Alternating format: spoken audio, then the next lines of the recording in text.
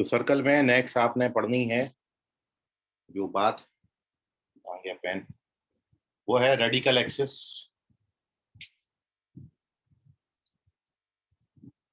Next है आपका radical axis. क्या होता है वो रेडिकल एक्सिस, देखें आप।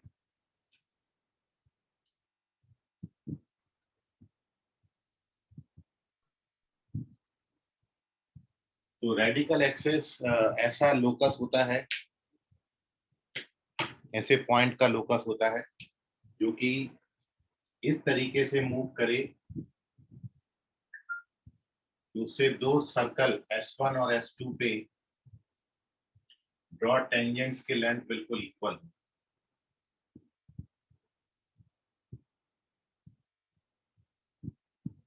ठीक है, यदि ये PQ और PR बिल्कुल बराबर होंगे तो ऐसे पॉइंट्सों का जो लोकस होगा, इस लोकस को हम बोलते हैं radical axis. This is called the radical axis. It is locus of moving point which moves so that the length of tangent drawn from it onto the two circles are equal to each other. ठीक है, radical axis ऐसे सारे पॉइंट्सों का locus है जिससे दो circles पे dot tangents की लेंथ बिल्कुल इक्वल आएगी। तो डेफिनेशन के लिए बस आपको PQ और PR को बराबर बराबर करना, ये पॉइंट जहां भी मूव करेगा हमेशा PQ PR बराबर होंगे। तो इन सारे पॉइंट्सों को आप ज्वाइन कर देंगे, तो ज्वाइन करने के बाद जो लाइन मिलेगा आपको वो रेडिकल एक्सिस कहलाती है। और इस केस में रेडिकल एक्सिस का जो इक्वेशन होता है वो S1 minus S2 equals to 0।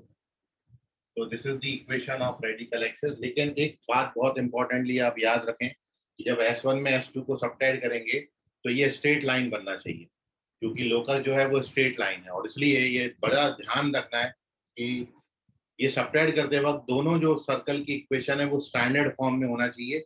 मतलब एक्स स्क्वायर वाई स्क्वायर के कोएफिशिएंट दोनों के 1 1 होना चाहिए, ताकि जब हम सब्ट्रैक्ट करें तो एक्स स्क्वायर वाई स्क्वायर पूरा उड़ जाए, केवल एक्स और वाई वाले टर्म्स बचे, वो स्ट्रेट लाइन की इक्वेशन को डिनोट करेंगे, वही हमारी रेडिकल एक्सिस होगी।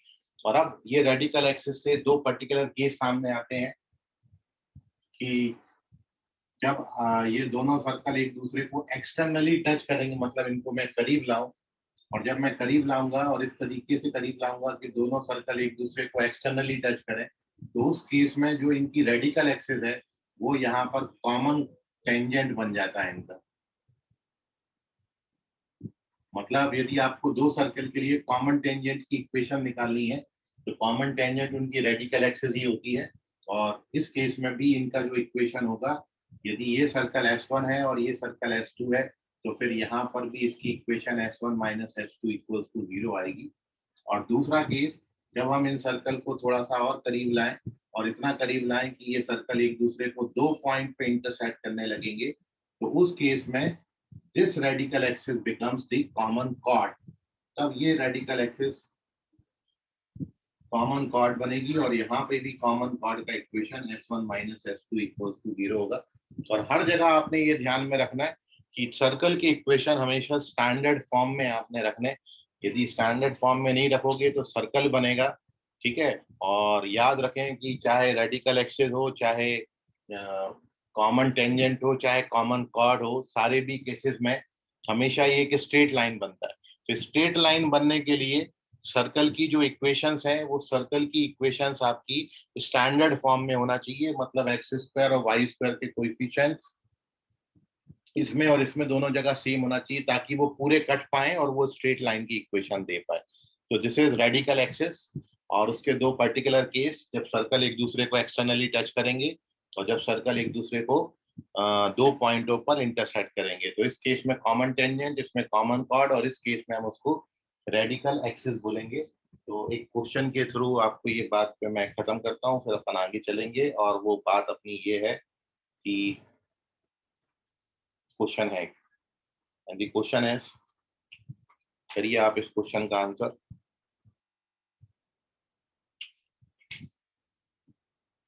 क्वेश्चन ये है कि line 2x minus 3y equals to 0 is common chord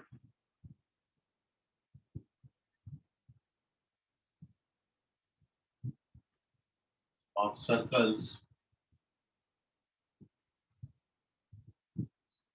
x square plus y square plus 4x equals to 0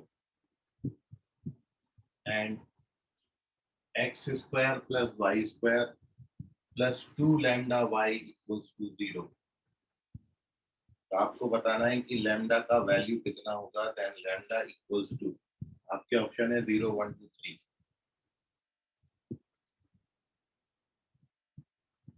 आप अपना आंसर ABCD के टर्म्स में करेंगे क्योंकि ऑलरेडी मैंने डिजिट दिए हैं, तो आप ABCD डाल के आंसर करें.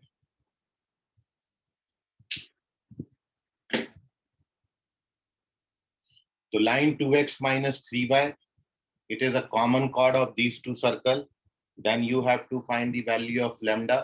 सर्कल के equation x square plus y square plus 4x और x square plus y square plus 2 lambda y equals to 0 है. You have to find the value of lambda. Answer आप ABCD के terms में करेंगे.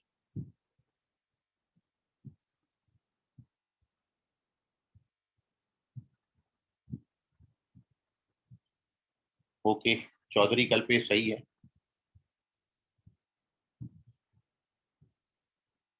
Lonare Ankesh correct है.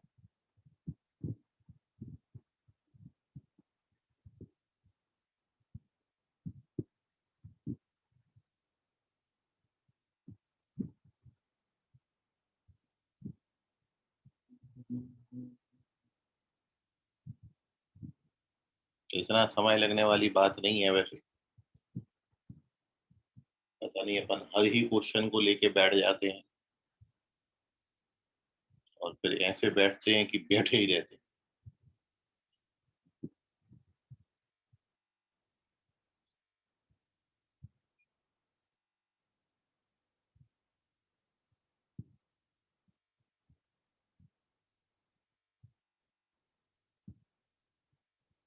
उत्तर संकेत correct है. Now here we discuss the solution.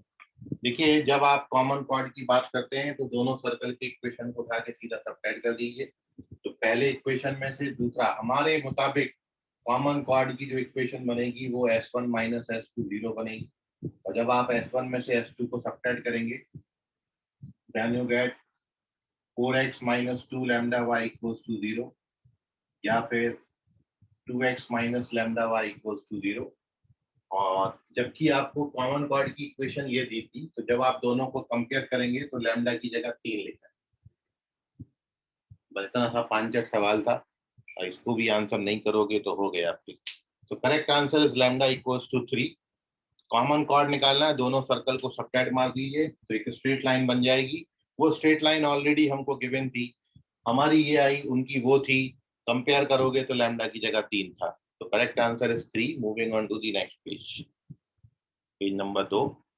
और इसमें हम पढ़ रहे हैं फैमिली ऑफ सर्कल्स.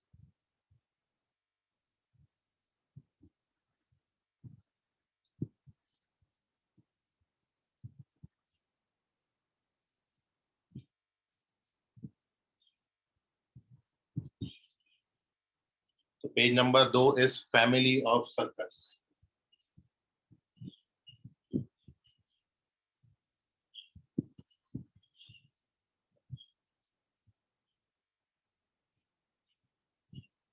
तो फैमिली ऑफ सर्कल्स का हेडिंग बिल्कुल वैसी है जैसा फैमिली ऑफ लाइंस आप पढ़ते थे, कि जब आपको दो सर्कल के पॉइंट ऑफ इंटरसेक्शन से पास होने वाला सर्कल निकालना है. If you have to find equation of circle which is passes through point of intersection of these two circles. ये दो सर्कल के पॉइंट ऑफ इंटरसेक्शन से पास होने वाला सर्कल. तो कभी भी ऐसा लिखा है कि सर्कल passes through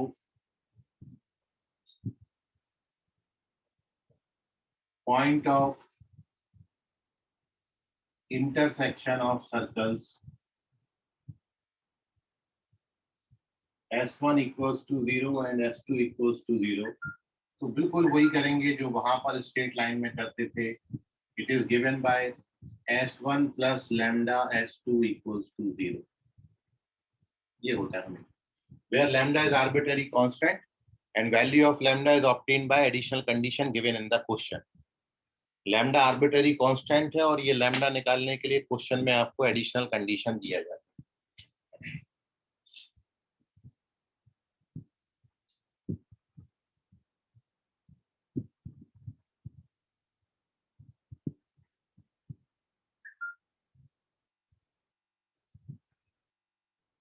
ठीक है, तो जब एक दो सर्कल के पॉइंट ऑफ इंटरसेक्शन से पास होने वाला सर्कल आपको लिखना है, ऐसे ही दो लाइन में भी आपने लिखा था L1 plus L2 equal lambda L2 equal to 0।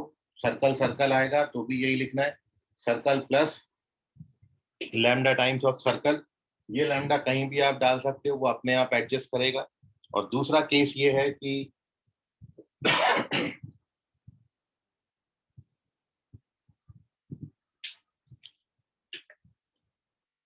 Circle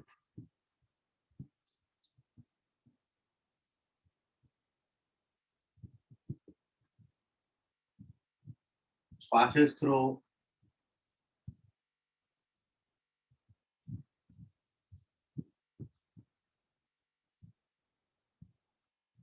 point of intersection of circle S equals to 0 and line L equals to 0 is given by, मतलब आपको यदि अब सर्कल के साथ लाइन दिया जाएगा तो आप ये लिखोगे, और यहां भी लैम्डा जो है where lambda is arbitrary constant, और ये लैम्डा निकालने के लिए क्वेश्चन में आपको एडिशनल कंडीशन दिया है। मतलब सर्कल और लाइन भी एक दूसरे को दो पॉइंट पे इंटरसेक्ट करते हैं, इन दो पॉइंटों से पास होने वाला सर्कल का यदि आपको इक्वेशन लिखना, तो बहुत सारे सर्कल इनसे पास हो सकते हैं, बहुत सारे सर्कल इनसे पास हो सकते हैं। वो सारे सर्कल्स का जो इक्वेशन होगा वो हम ऐसा निकालेंगे, S plus lambda L equals to 0। तो तीन बातें हैं, लाइन लाइन आएगा तो L1 plus lambda L2 0, circle circle आएगा तो S1 प्लस लैम्डा S2 0, और सर्कल लाइन आएगा तो S plus lambda L equals to 0, where S denote the circle, L denote the line, और फिर लैम्डा निकाल के आप यहीं डाल दीजिए तो सर्कल की इक्वेशन बन जाएगी। सो इन बातों पर बेस्ड अपन एक क्वेश्चन करते हैं, फिर आगे चलेंगे। सो ये है फैमिली ऑफ सर्कल्स और उससे रिलेटेड बात। एक क्वेश्चन अपन ले लेते हैं फैमिली ऑफ सर्कल पर, उसका आप आंसर करिएगा। इसका स्क्रीनशॉट ले लें पेज का। Moving on to the next question, और आपको उसका आंसर करना है, फिर अपन आगे के कंसेप्ट पर डिस्कशन करेंगे। और आगे का कंसेप्ट हमारा equation of normal. So moving on to the third page.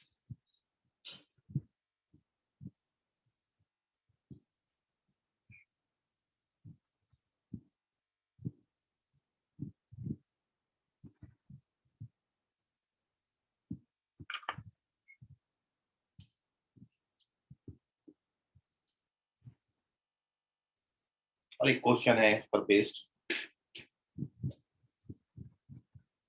and the question is the equation of circle passes through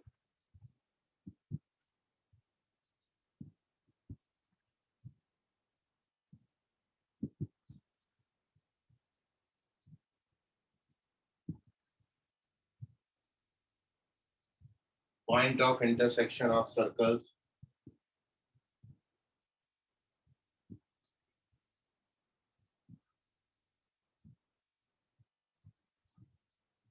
x square plus y square plus 2x plus 3y minus 7 equals to 0, and x square plus y square plus 3x minus 2y minus 1 equals to 0.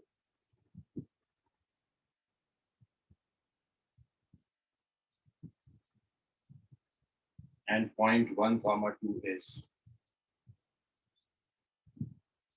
पहला option है x square plus y square plus 4x plus 7y plus 5 equals to 0.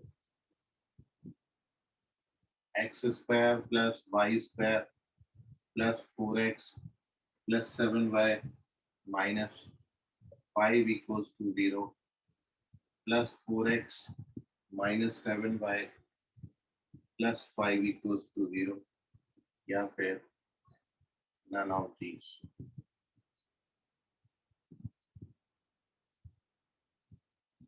Which one is correct?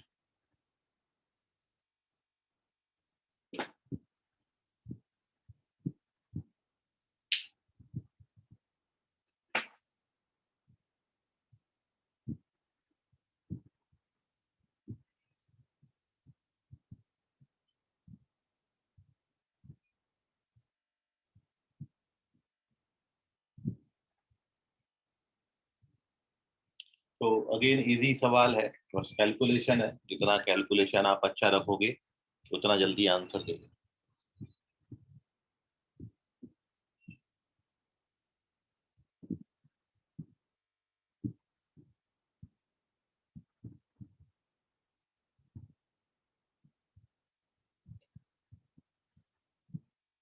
संकेत तुपकर आपका जो answer है वो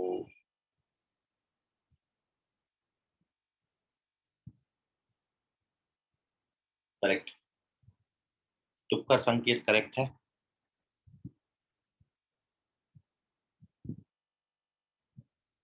बाकी जगह घोर सन्नाटा है, सोच रहे होंगे आप क्यों करें, फाइनल एग्जाम में तो कर ही लेंगे। अभी प्रैक्टिस बढ़ाइए, फाइनल एग्जाम में हाथ कांपता है, आती हुई चीज भी नहीं आती, इसलिए हर चीज को आपने करना है, कर करके देखना है, हाथ चलाते रहना है, ठीक है। अदरवाइज वहां जहाँ घबराहट शुरू हुई तो पेपर बिगड़ जाता है। इसलिए कोई भी चीज को छोटा ना माने, क्योंकि बहुत छोटे छोटे क्वेश्चन भी बच्चे वहां गलत करके आते हैं। फिर भी चेक करें आंसर। एक मिनट, हाँ सही है, संकेत तुक्कर करेक्ट है, फिर भी चेक करें।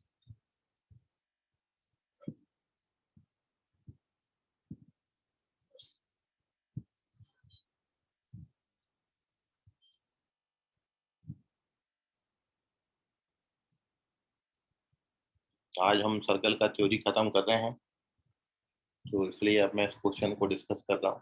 करेक्ट आंसर थर्ड ऑप्शन है, और सॉल्यूशन ये है कि पहला circle x square Y square 2x 3y minus 7 और लैम्डा टाइम्स ऑफ दूसरा circle plus 3x minus 2y minus 1 equals to 0। और अब लैम्डा निकालने के लिए सीधा इसको 1 2 से सेटिस्फाई कराएंगे। x को 1 y को 2 डालोगे तो 1 प्लस 4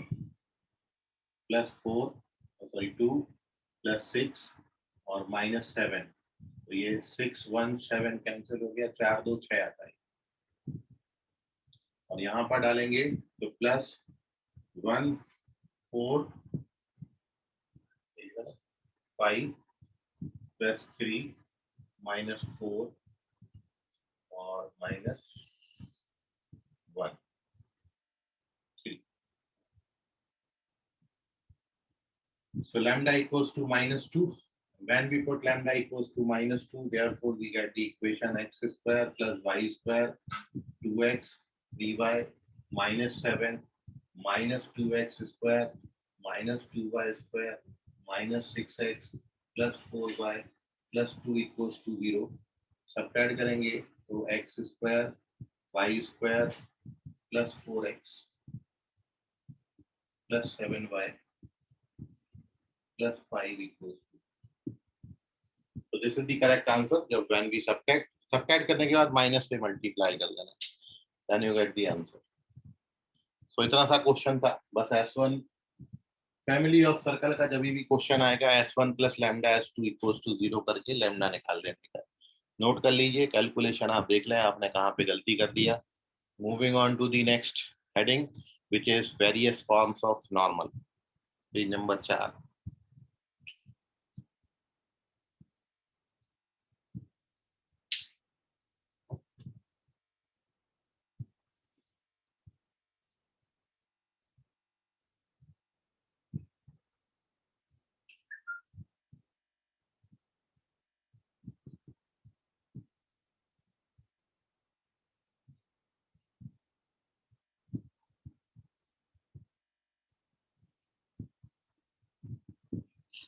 तो नॉर्मल जो है टेंजेंट पे परपेंडिकुलर लाइन नॉर्मल होगी, और सर्कल के केस में नॉर्मल हमेशा सेंटर से पास होता है। तो वही टेबल आपकी हर जगह आपने सेम बनानी है। सीरियल नंबर का कॉलम है, यहाँ पर फॉर्म का नाम, यहाँ पर इक्वेशन ऑफ नॉर्मल,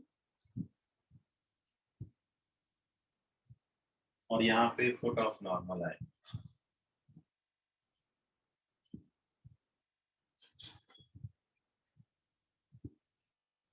तीन ही फॉर्म हमने पढ़ने, हर जगह पर यही है,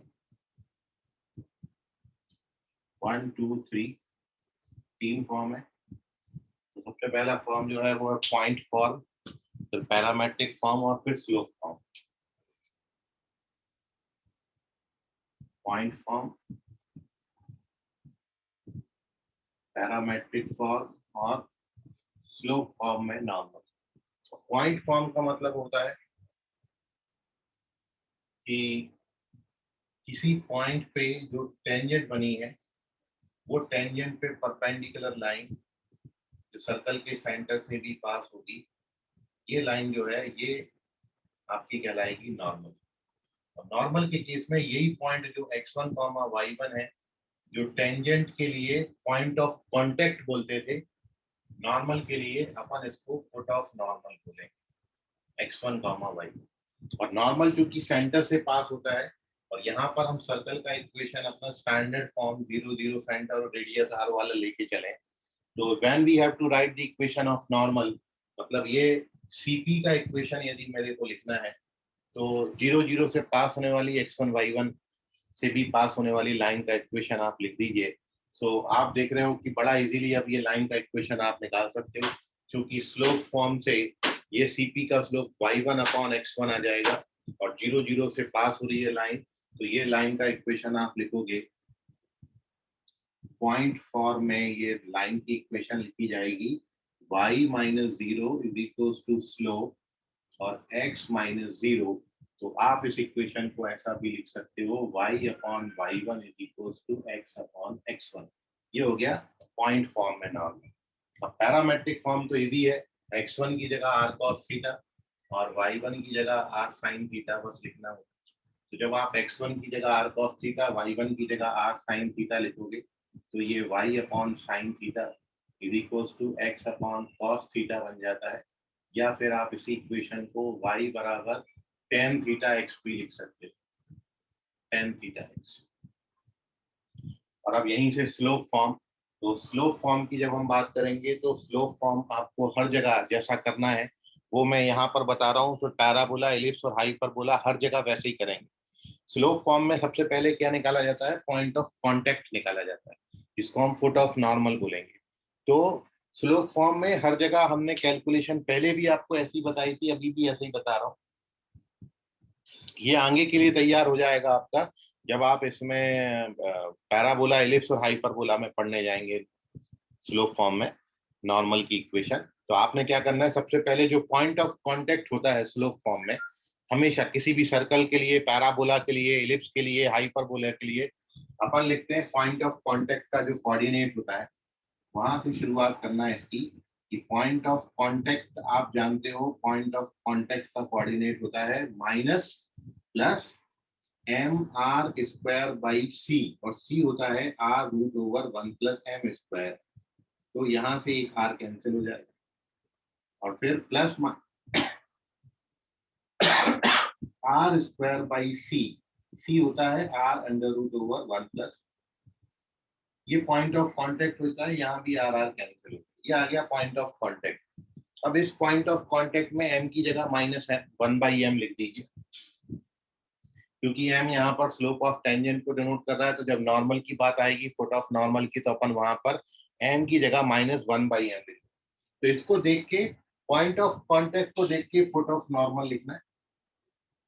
तो फुट ऑफ नॉर्मल जो हो जाएगा, m की जगह -1/m लिखोगे तो ये प्लस माइनस हो जाएगा, और आप देख लीजिए m की जगह -1/m लिख के, यहाँ भी m की जगह -1/m लिखोगे तो ऐसा आ जाएगा। ये आ गया आपका फुट ऑफ नॉर्मल। m की जगह पर -1/m लिखा है, याददाश्त के लिए यहाँ पर ऐसा लिखना है। और अब m स्लोप वाला जो टेंजेंट है उसकी इक्वेशन अपन यहाँ पर लिखेंगे। आप इससे पास होने वाली लाइन का इक्वेशन निकालिए। तो जब इससे पास होने वाला लाइन का ये पॉइंट फुट ऑफ नॉर्मल हो गया, मतलब अपन को ये मिल गया। और ये मिलने के बाद अब अपन इसमें क्या करेंगे, लाइन की इक्वेशन लिखेंगे। तो इस पॉइंट से पास होने वाला लाइन का इक्वेशन कोई भी एक साइन ले लेना। याद रखें, पॉइंट ऑफ कांटेक्ट में साइन अपोजिट है। ये नेगेटिव है तो ये पॉजिटिव है, ये पॉजिटिव है तो ये नेगेटिव। फुट ऑफ नॉर्मल में साइन सेम है, पॉजिटिव पॉजिटिव, नेगेटिव नेगेटिव। और जब आप इस पॉइंट से लाइन की इक्वेशन निकालेंगे पॉइंट स्लोप फार्मूला लगा के, तो वो कुछ ऐसा बनेगा, y माइनस y1 माइनस करोगे तो ऐसा हो जाएगा, y minus y1 is equals to slope x minus x1। x minus x1 करेंगे तो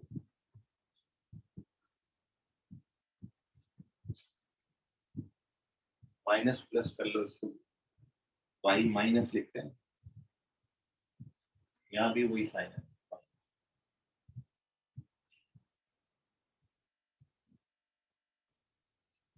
ये मैंने पॉइंट स्लोप फॉर्मूला लगा।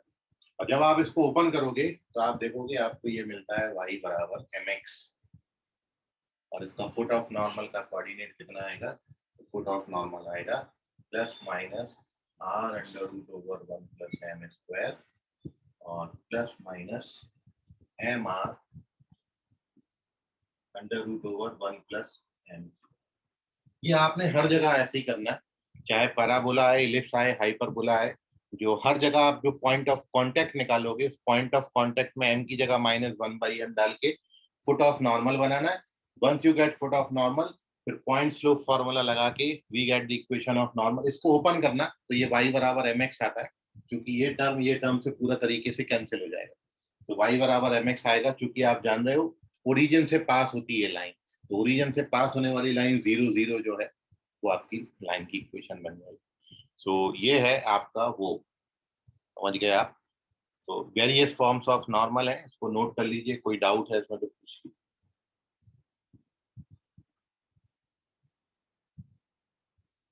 चलिए, वेरी गुड। आगे चलते हैं, एक दो बातें और छोटी छोटी सी हैं, फिर अपन इस पे क्वेश्चन कर लेंगे। तो moving on to page number 5।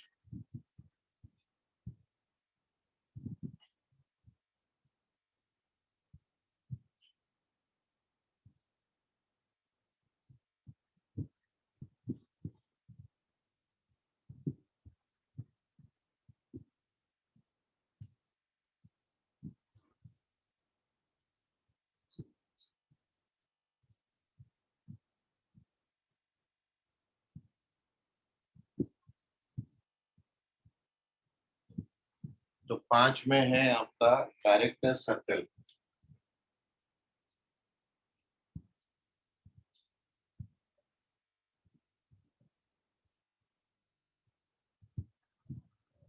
हर जगह पैराबोला, एलिप्स, हाइपरबोला, सर्कल, सब जगह डायरेक्टर सर्कल पढ़ना है। सब जगह डेफिनेशन इसकी यही है, locus of point of intersection of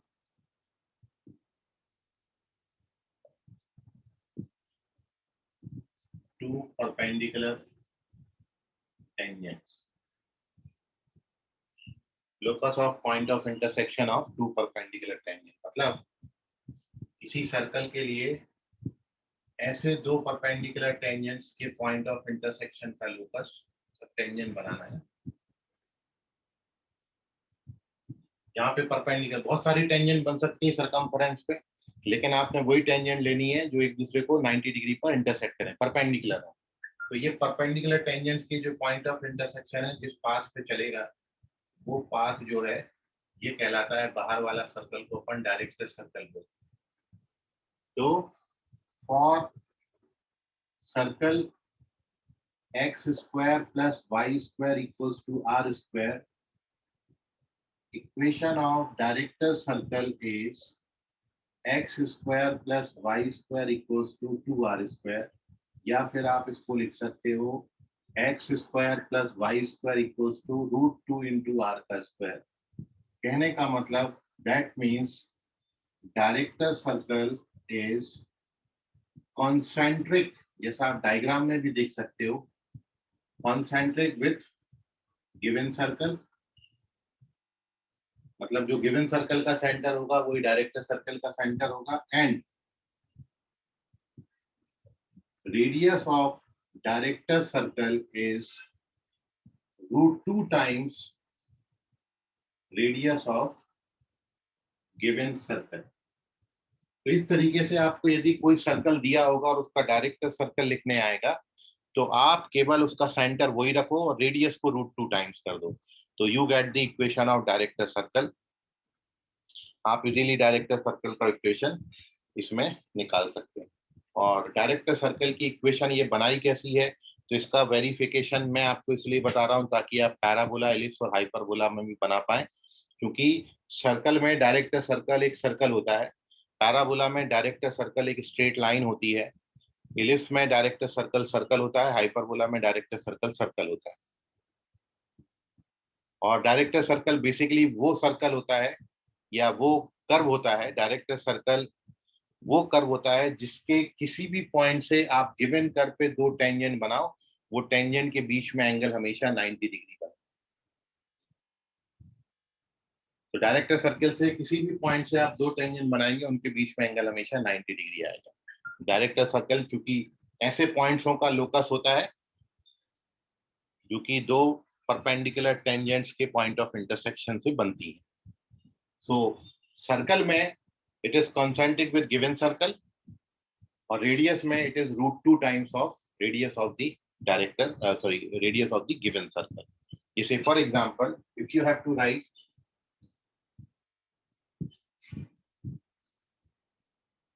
director circle of circle x square plus y square equals to 25, तो आपका आंसर हो जाएगा x square plus y square equals to, centre 0 0 था, यहाँ भी सेंटर 0 0, रेडियस 5 था, 5 का √2 टाइम करोगे तो 5√2, 5√2 का स्क्वायर करोगे तो 50 आ जाएगा। तो ये डायरेक्टर सर्कल की इक्वेशन होगी। वेरिफिकेशन की जहां तक बात करें तो आपने केवल क्या करना है, क्योंकि दो परपेंडिकुलर टेंजेंट्स का पॉइंट ऑफ इंटरसेक्शन का लोकस है, तो अपन जानते हैं टेंजेंट की इक्वेशन स्लोप फॉर्म में लेके चलना है।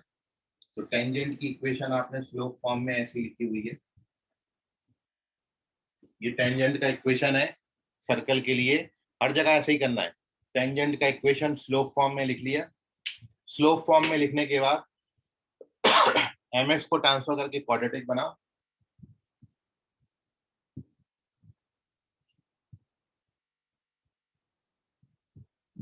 m में क्वाड्रेटिक बन जाएगा,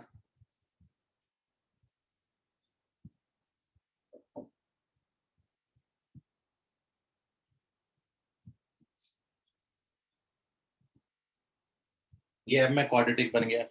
अब चूंकि it is locus of point of intersection of perpendicular tangents, तो यदि अपन इसके दो रूट्स m1 m2 माने तो m1 m2 का प्रोडक्ट -1 होगा, चूंकि लोकस निकालने के लिए स्लोप का मल्टीप्लिकेशन -1 आएगा, क्योंकि यहाँ पर टेंजेंट्स हमेशा 90 डिग्री पर इंटरसेक्ट करती हैं।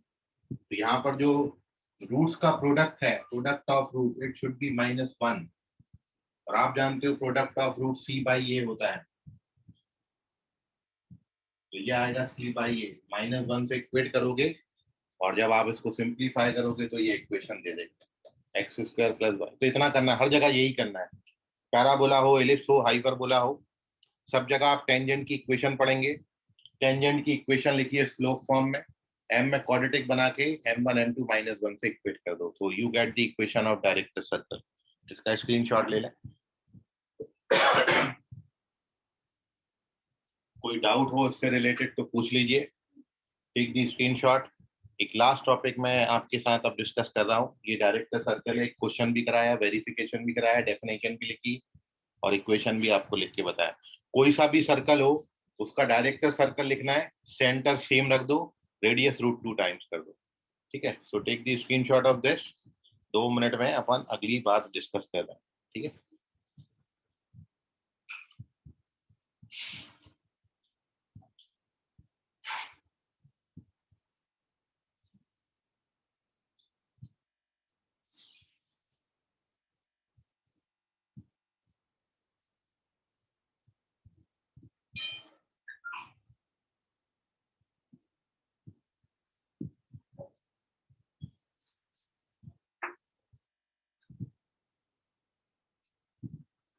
चलिए,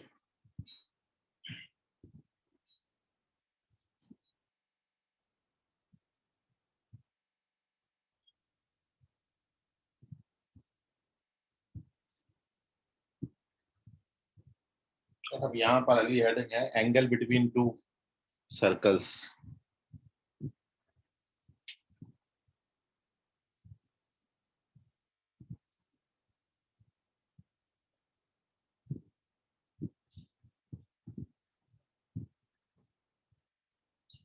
दो सर्कल के बीच में एंगल, तो आपको जब सर्कल दिए होंगे तो उनके इक्वेशन दिए होंगे, उनके इक्वेशन से आप उनके सेंटर और रेडियस निकाल लेंगे।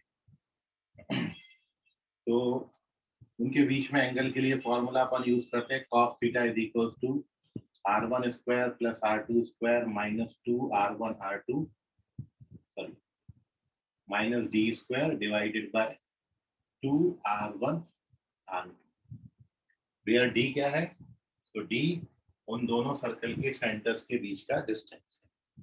तो जब आपको दो सर्कल के बीच में एंगल निकालना हो तो theta is the angle between them, और उनके सेंटर्स पता है, उनकी रेडियस पता है, तो we use this formula for calculating angle between two circles.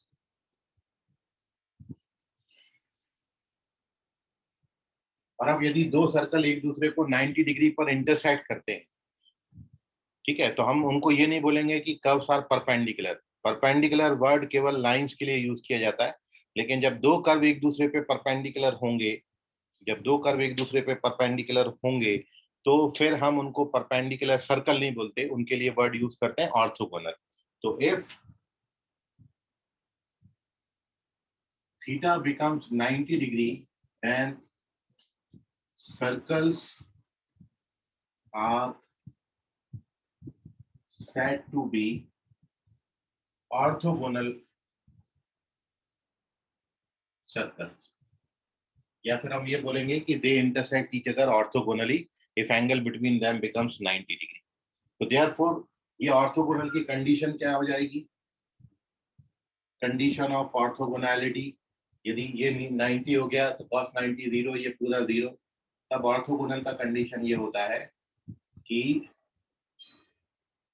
Numerator 0 होगा, मतलब दोनों सर्कल की रेडियस के स्क्वायरिंग का सम उनके सेंटर्स के बीच के डिस्टेंस के स्क्वायर के बराबर होता है। और अब यदि इसमें सर्कल की इक्वेशन आपको जनरल फॉर्म में दी है कि if circles x square plus general form 2g1x 2f1y plus c1 equals to 0 और x square Y square 2g2x plus 2f2y plus c2 equals to 0 are orthogonal, then तो फिर वो ऑर्थोगोनैलिटी का कंडीशन यहाँ पर ये होता है 2g1g2 plus f1f2 is equals to c1 plus c2।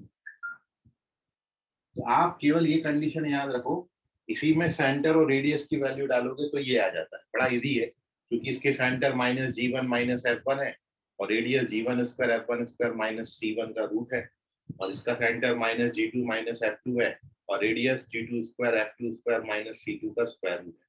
तो वो सेंटर और रेडियस आप जब यहाँ डाल के उसको फर्दर कैलकुलेट करोगे तो कैलकुलेशन के बाद आपको ये कंडीशन मिल जाती है, ठीक है। सो जनरल फॉर्म के लिए डायरेक्ट कंडीशन बताई, यदि आप डायरेक्ट नहीं लर्न करना चाहते हो तो आप केवल ये लर्न कर लो कंडीशन, इससे चाहे सेंटर रेडियस फॉर्म में सर्कल दिया हो या जनरल फॉर्म में दिया, उसके सेंटर रेडियस निकाल के यहाँ डाल देना, यू गेट द आंसर। याद रखें डी जो है वो C1 C2 मतलब सेंटर्स के बीच का डिस्टेंस है। तो this is the condition of orthogonality of to circles और एंगल बिटवीन टू सर्कल। अब अपन एक ऑर्थोगोनल पे एक क्वेश्चन आपको दे रहे हैं, आप ट्राई करिए। कोई डाउट है इसमें तो पूछिए, स्क्रीनशॉट लीजिए इसका। ये ऑर्थोगोनल सर्कल अपना एक लास्ट टॉपिक था, उसको आप क्वेश्चन प्रैक्टिस करें। पोल पोलर सिलेबस में नहीं है, उनको छोड़ देना। पोल पोलर नहीं आता है ना, तो पहले भी आपको नहीं कराया था, अभी भी आपने नहीं कराया।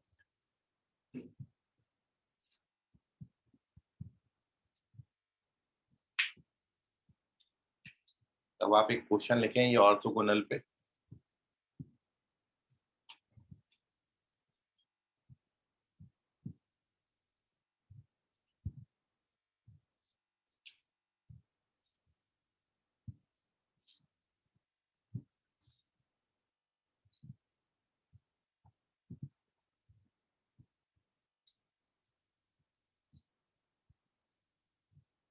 Question is the value of lambda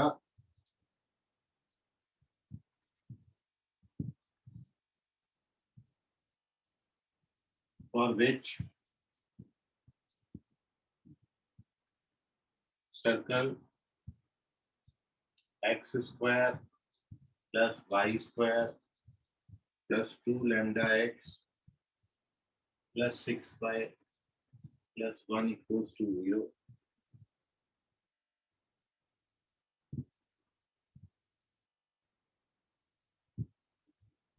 intersects the circle x square plus y square plus 4x plus 2y equals to 0 orthogonally. Option है आपके -5/2 -1 -11/8 या फिर -5/4। Which one is correct?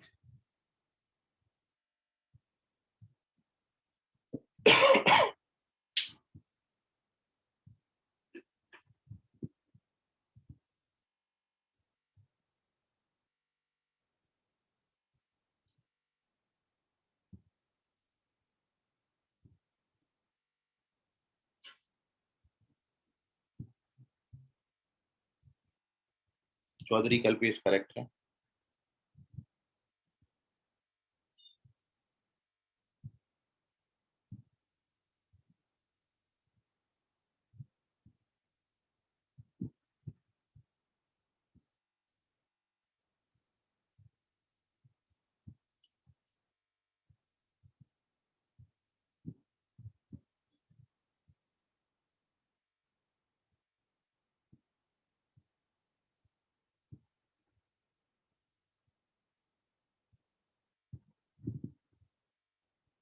CV Gupta correct है।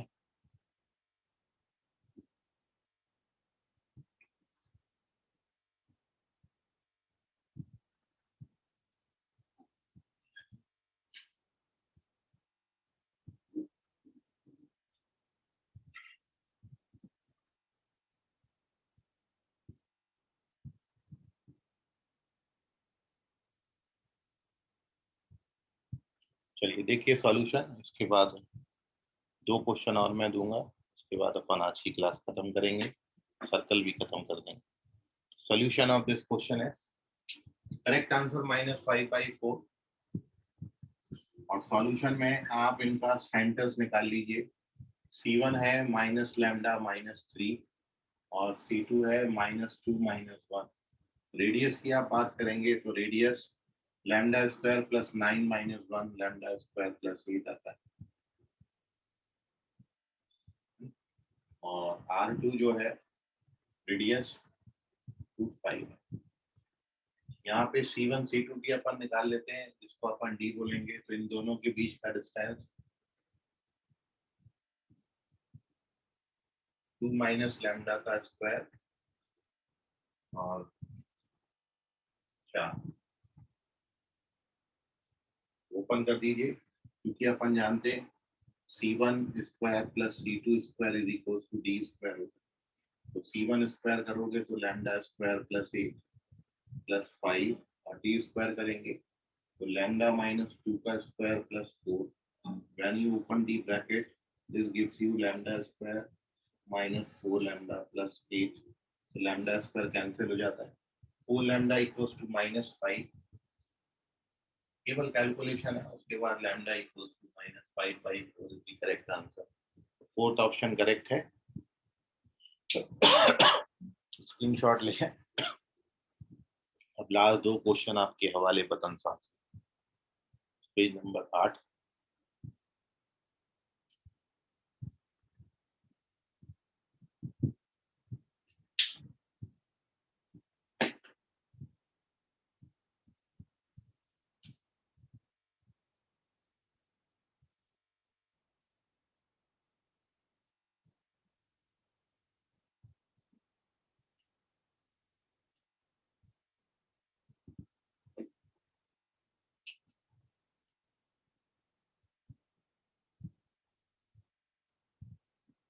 तो पहला तो क्वेश्चन इजी है और दूसरा भी इजी है। पहला ये number of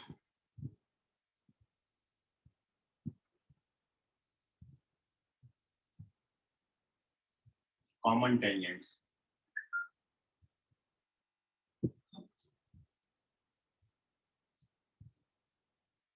for circle x square y square -8x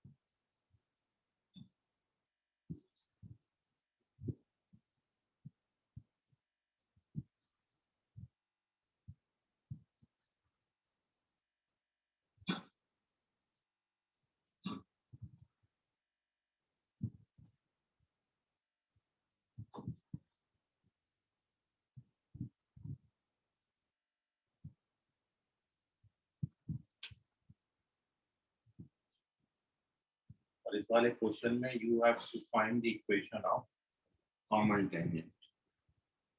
पहला ऑप्शन है 4y equals to 9, y equals to 3, y equals to -3 या x equals to 3। Which one is correct?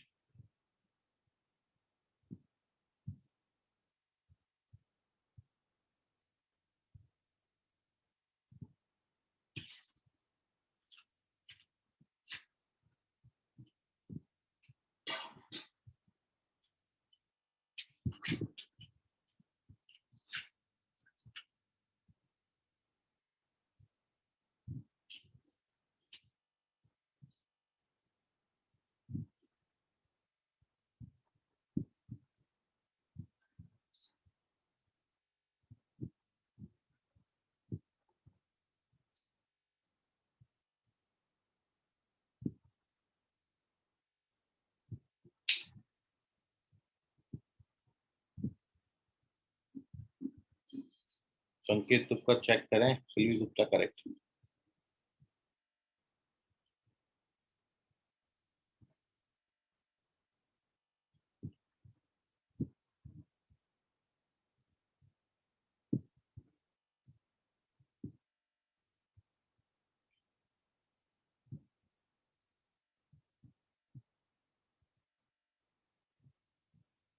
Sanket तुक्कर दूसरे क्वेश्चन का आंसर करेक्ट है।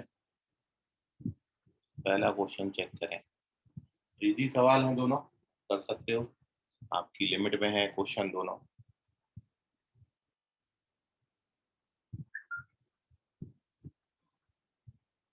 सिल्वी गुप्ता सेकंड भी करेक्ट है।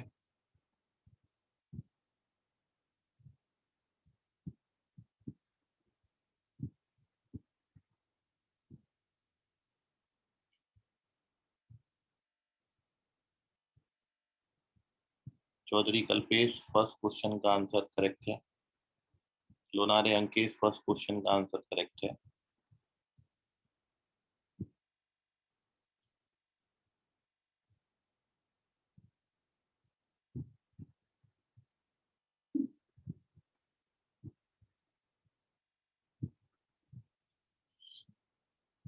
चलिए तो देख लीजिए, दोनों क्वेश्चन का सेकंड ऑप्शन करेक्ट है। और इसमें जब आप सेंटर रेडियस निकालोगे तो इसका सेंटर 4, हाफ आता है और दूसरे सर्कल का सेंटर 6, 2 आता है। रेडियस निकालोगे तो 16 माइनस 10 4 प्लस 1/4 2 17/2 और R2 निकालेंगे, ये R1 है। 36 40 15 25 5 C1 C2 आप निकालोगे 4, कितना आएगा 9/4 17/4 17/2। अब आप देख रहे हो कि जो C1 C2 है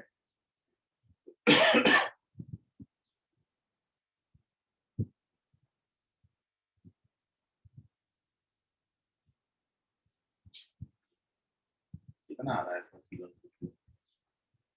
सर फर्स्ट का रेडियस गलत है शायद।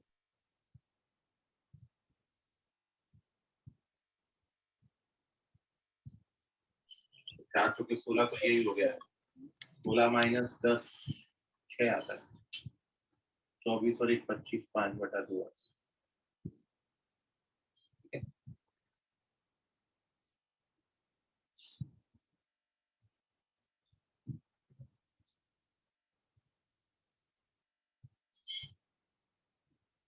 इसमें क्या हो गया?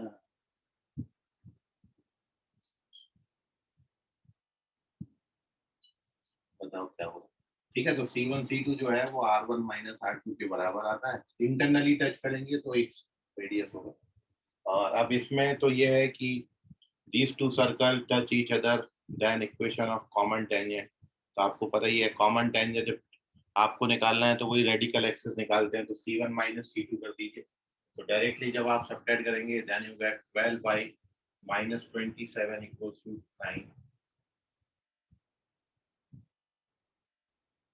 और उसके बाद you get 12y equals to 36, so y equals to 3। Radical axis का क्वेश्चन है S1 minus S2 equals to 0 करके, क्योंकि जब सर्कल एक दूसरे को टच करेंगे तो उस केस में रेडिकल एक्सिस निकाली जाती है और इस तरीके से कॉमन टेंजेंट आपको मिल जाएगा। तो ये दोनों क्वेश्चंस के आंसर हैं। सेकंड ऑप्शन आता है और अब आप इसको ट्राई करिएगा। अगली क्लास से हम पैराबोला शुरू करेंगे। कुछ और आपको मन में है डाउट, सवाल, क्वेश्चन पूछ लीजिए थ्योरी को रिलेटेड।